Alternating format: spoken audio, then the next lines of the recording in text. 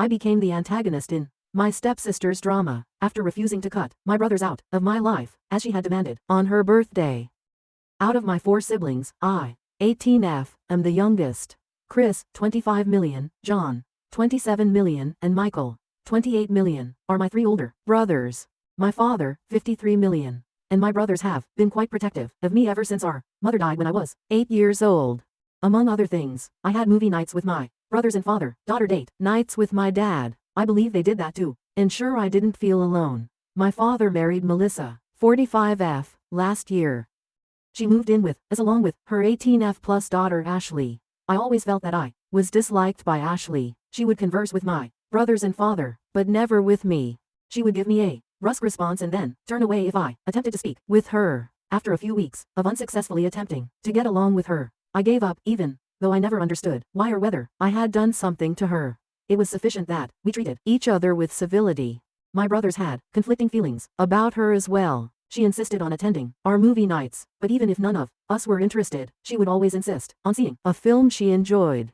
Additionally, she persisted in attempting to cuddle with my brothers, which made them uneasy and strange, as they didn't know her well, because he didn't enjoy how touchy she was with him. Chris actually told her to stop. I recently turned 18. It was low-key and enjoyable. And I got some amazing presents. Ashley approached me the following day and complained that it was unjust because my brother's birthday presents to me were superior to those they gave her in June of last year. Since my brothers didn't really know her, they each gave her a $200 gift card to a different store so she could purchase the things she loved. To be polite, they handed her presents. My brothers sent me a personalized planner with quotes and messages on every page, a signed copy of a whole book series I've been infatuated with, and a personalized perfume. Since they don't truly know her, I think it's reasonable that they give my gifts more thought. Ashley broke down in tears as she said, I always get everything, and she get nothing. Then she insisted that I quit spending time with my brothers, saying that they would give her more attention if I did. She also asked me to inform them that, since she was now their sister, they should treat her the same way they treated me. I assured her that I wouldn't make my brothers do anything against their will. She demanded that I call my brothers at that very moment to inform them that I would be spending less time with them and that they were to get her better presents. I declined. She must have told her friends and cousins since I've been receiving letters from them accusing me of being a pampered, self-centered child. I'm questioning myself now. Recent update. Your recommendations and are much valued. In case you missed it, I alerted my father and brothers about Ashley's actions. I did mention this in the comments. According to my father, they would speak with Ashley after he spoke with Melissa. We all spoke the following day. Ashley didn't deny anything, despite what we believed. At this point, she sounded like a broken record as she simply reiterated everything she had told me. Because my boys and I were so close, my dad acknowledged that she might feel alienated, but he said it was inappropriate for her to harass me through her friends and family and demand that I spend less time with them. Melissa began to express regret for Ashley's actions. Ashley was simply struggling with the changes in her life, so she stated she hoped we could all forgive her, even though she knew it was wrong.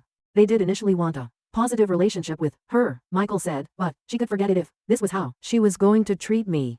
My brothers also talked about how her being so touchy with them made them feel uneasy. When my father proposed therapy, Ashley screamed and refused. I believe my father had had enough at this point. He threatened to evict her from his home unless she resolved her problems and went to therapy. We all stopped talking. After that, my dad responded in the affirmative when Melissa inquired if he was serious. He claimed to love her and care about Ashley, but he wouldn't tolerate bullying of his daughter in his own home. Ashley had a surprised expression. This must have been quite upsetting to her because she was going to attend a nearby college and stay at home to save money on rent. She began accusing me, approaching me, and even attempting to seize me. My brothers all stepped in between us right away. John told her icily that even if her father was attempting to be nice, he would not act in that way. He went on to say that he would put her in jail before she could blink if she touched me. As an attorney, John made it apparent that this was no mere threat. Ashley took a step back and shut the door behind her as she made her way to her room. Ashley attended therapy the following day. At least she is leaving. Even though I'm not sure if Melissa coerced her or if she didn't want to be expelled, I don't mind at all that she has been ignoring us for the past few days. Ashley began playing the sympathy card by texting my brothers the day she began therapy. They all obstructed her. I'm doing fine, personally. Everyone kind of forgot that I'm leaving for college in a few days because of this whole situation. My father and brothers are currently behaving irrationally and like mother hens. Lol. Update 2. To put things in perspective, I am the youngest of 4 siblings. 18F, Chris, 25 million, John, 27 million, and Michael, 28 million, are my 3 brothers. When I was 8 years old, our mother died. My dad, 53 million. Married Melissa, 45F last year, and she moved in with her daughter Ashley, 18F, from a previous marriage.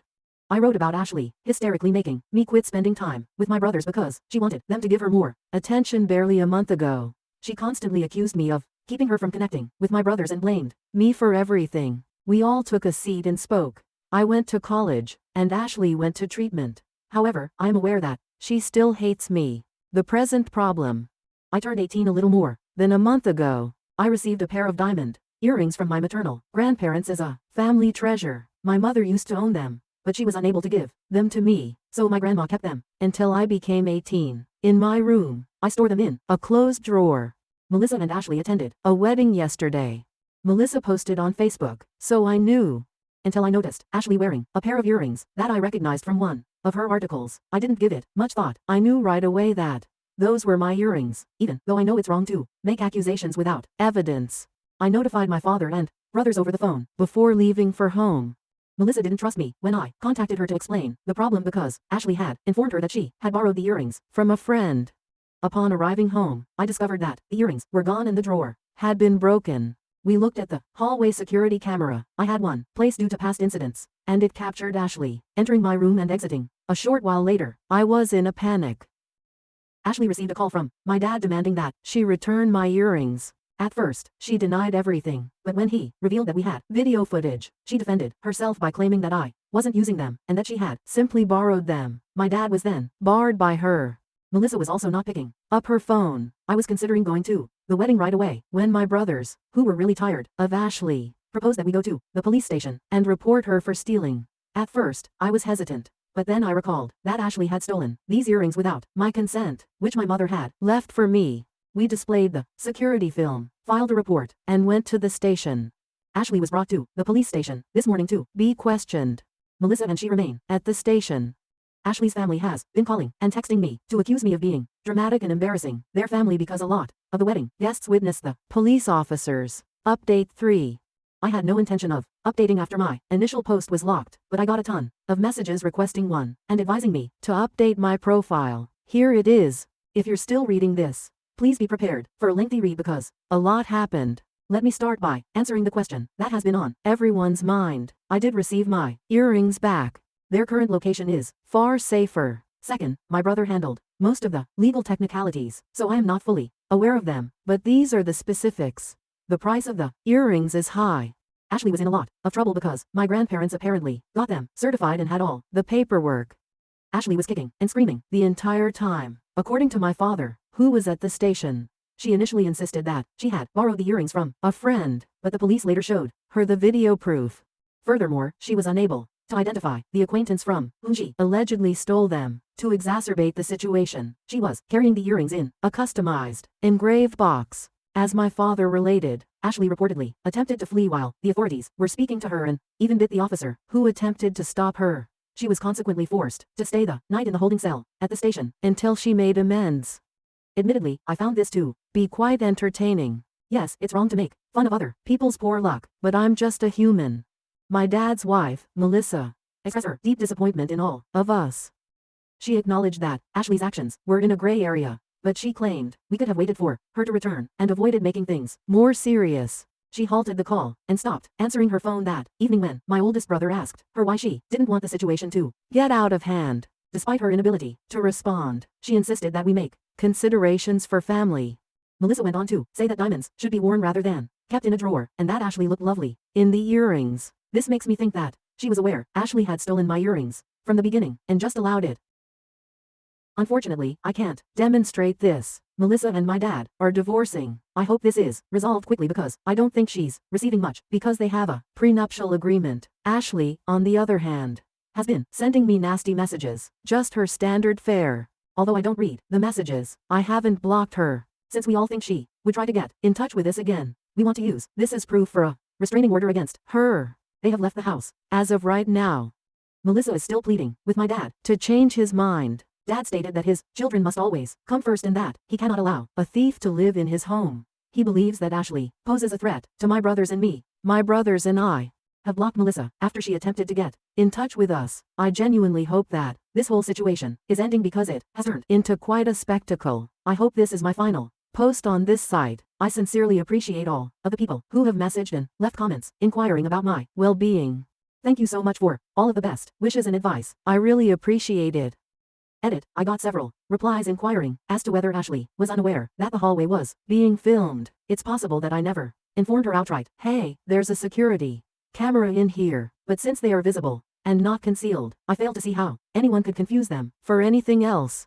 Some also questioned why the security camera was installed in the first place. Our neighborhood was the scene of several crimes a few years ago. I was frequently by myself at home at this time from the moment I got home from school until my dad returned home from work. The house was equipped with security cameras. Since my father and brothers were too cautious, they were never removed. Many Reddit users messaged me after my first post, warning me to exercise caution, since Ashley might try to take anything. They were correct though, so I made sure to confirm that the cameras were operational. Now to the next story. Story 2. I blocked my aunt and cousin to stop their harassment after my partner and I refused to give up our baby for adoption. I am 8 months along in my pregnancy. 24F, and ever since I told my aunt and cousin, they have been causing me problems. We already love our girl, and neither my spouse nor I intend to part with her. However, my aunt wants me to give my cousin, who has been infertile for the previous 5 years, my child. To put that in perspective, my aunt has been a motherly role to my sister and me since our mother died when we were very little. Throughout our lives, we have maintained a close relationship with our aunt and cousin, and we have made an effort to help my cousin during her infertility issues. Being a Mormon who frequently goes to church and has a strict, narrow-minded perspective on morality, values, and leading a decent life, my aunt is also highly religious. According to her, a child should have a loving, caring mother, a father who provides for them, and a solid religious foundation. My spouse feels that my child will grow up in our home confused and misinformed because we both have full-time jobs and occupations and she is not a Christian. She claims that the child won't have the right care and identity because of our differing religious beliefs. She worries that in such a setting, our child's welfare won't be given priority, and that they might choose a bad, immoral route. She feels that my cousin, who works from home, part-time, and her spouse are far more qualified to give my child a caring household that is infused with religion and morals. My cousin and aunt have moved to a new house where they are unaware of the address, and I have blocked them from most forms of communication to be sure they won't have any influence over my medical choices. My boyfriend and I also got married in a private ceremony. My aunt has been more hostile to me than the other one. She even yelled and argued when she arrived at my former flat one day in an attempt to teach me about the circumstances. She tried to get me to meet her at a cafe close to her church so we could talk about the baby in a phony, nice voice. She persisted even after I told her that we had nothing to talk about and that I was keeping the baby. Eventually, I had to tell the apartment manager and hide in my flat. It took her around 30 minutes to leave. Additionally, my aunt has involved her religious acquaintances, who occasionally leave me angry voicemails and texts. In contrast, my cousin has been more reserved around me, but she is dealing with trauma and despair following the preterm labor that resulted in the death of her baby daughter at 30 weeks of pregnancy. She has been participating in motherhood-related forums and commenting frequently on social media. Rumor has it, though, that she has been attempting to conceive through these groups and has been expelled from numerous of them as a result of her actions. She has been accused of pressuring widows and young moms for their children, which has devastated her. My cousin, who sees my baby girl as a replacement for her late child, is reportedly waiting for me to give birth because she is yearning for a child to fix her family. My aunt and cousin both seem to think that I will eventually give up my child because I will become overburdened with parental duties. They believe that I will allow my cousin to be adopted by her husband. My aunt maintains that I may have another child in the future and claims that since we are family, delivering my kid to my cousin shouldn't be as difficult as it may be. She thinks that since I'm still young and intend to go to graduate school after working for a time, this should be a simple decision. It seems like my cousin wants to get back in touch with me, like we did before I became pregnant, but I'm not going to talk to her again until after I give birth.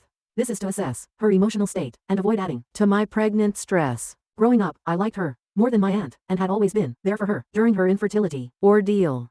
However, her recent actions and thoughts have startled me and caused me to worry about my safety. Since we got married in secret this year, my partner and I are organizing a large wedding celebration for next year. I'm not sure if my aunt our cousin would be able to make it or be invited. Aside from people who are close to my aunt and cousin, I currently get a lot of support from both sides of my family. In a year though, I'm not sure if that support will still be there, or how my relationship with my aunt and I have missed a few family occasions that I knew they would be at, but I don't want to permanently miss out on pleasant times and family get-togethers after my baby is born. I'm not sure how things will work out with my aunt and cousin, and what problems might result from this circumstance. I was raised in a culture that viewed starting a family and having children as a reward for leading a morally upright life.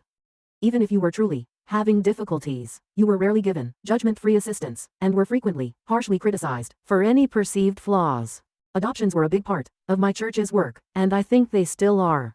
The birth mothers were frequently young, unmarried, single, or in some other way viewed as ungodly. If birth moms decided to raise their children, the church would intimidate and stress them regarding their future and the fate of their offspring. These infants were frequently given to Mormon couples who were unable to conceive, or who wished to look altruistic by saving an innocent child and providing the biological mother with an opportunity to fix her life and lead a fulfilling life. I am now extremely cautious of this practice since it terrifies me. First adoption update. My aunt and cousin, who are also active members, and I spoke with the local church head about the matter. After a lengthy conversation, he first disregarded my worries as family disputes and recommended that I seek counseling. We told him about my cousin's false dreams of adopting my baby, whom she feels would grow up in a decent household, and how she is still struggling with the trauma of the death of her baby.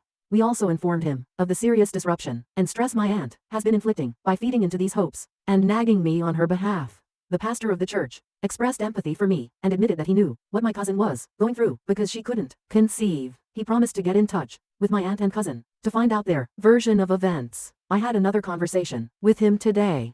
He was worried that I had stopped talking to my aunt and cousin, especially since I moved away, and claimed they would like to talk to me. I questioned him about what they had said and told him that their actions with regard to my baby had influenced my choice to break off communication. He said that because of her health, my cousin's IVF treatments are unlikely to be successful. Therefore, she had talked to a church therapist and was considering adoption as a way to have a family. Despite what my cousin had been thinking, I made it clear to him that I was not giving up my kid.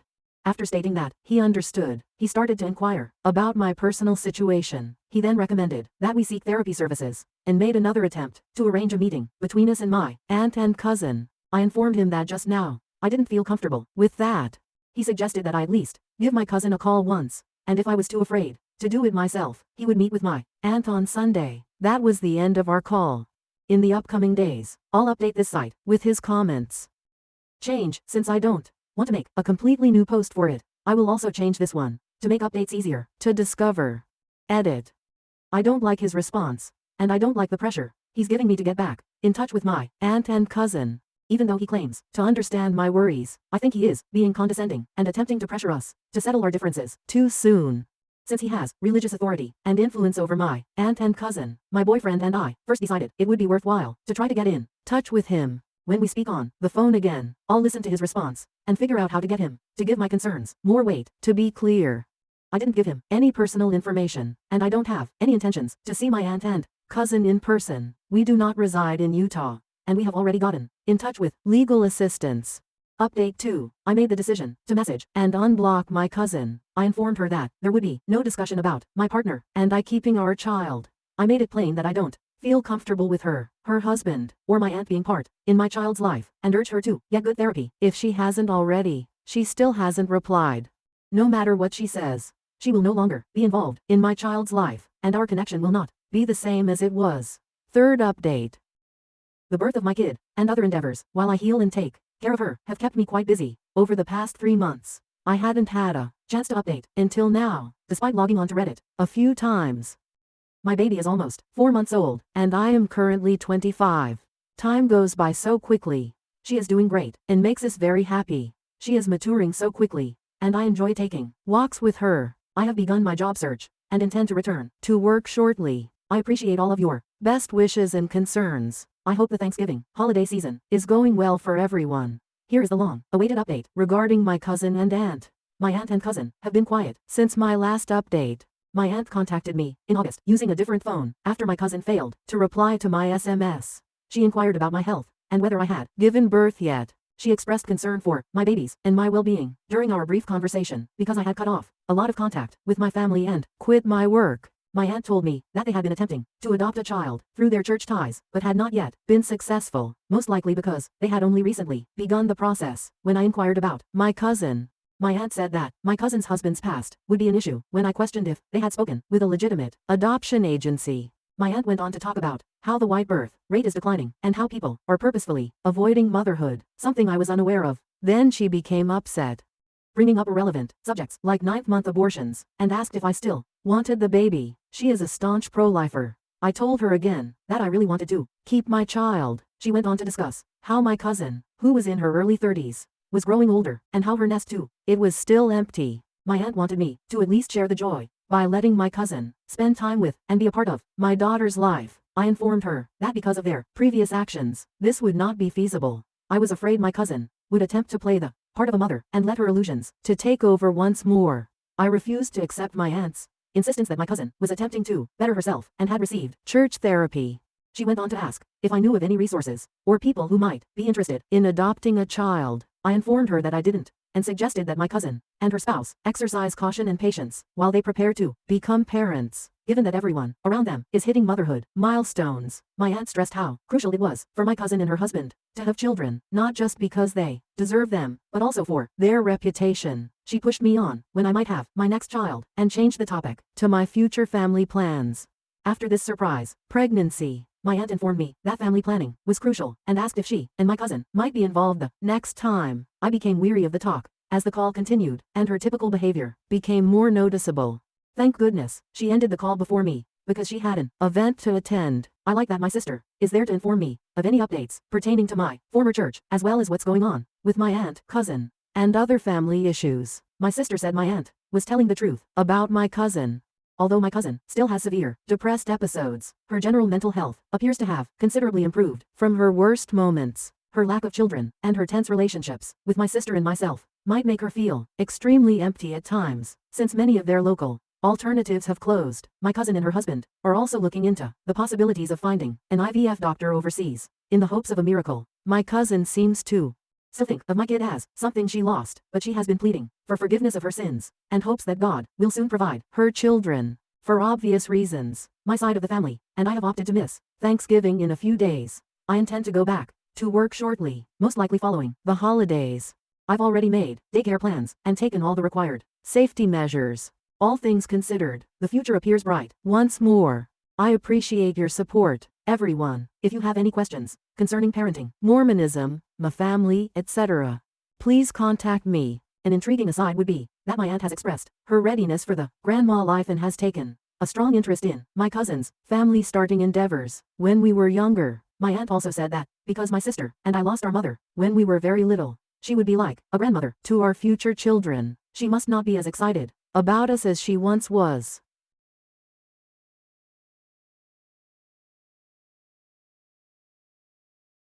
Shocking real-life stories happening around you.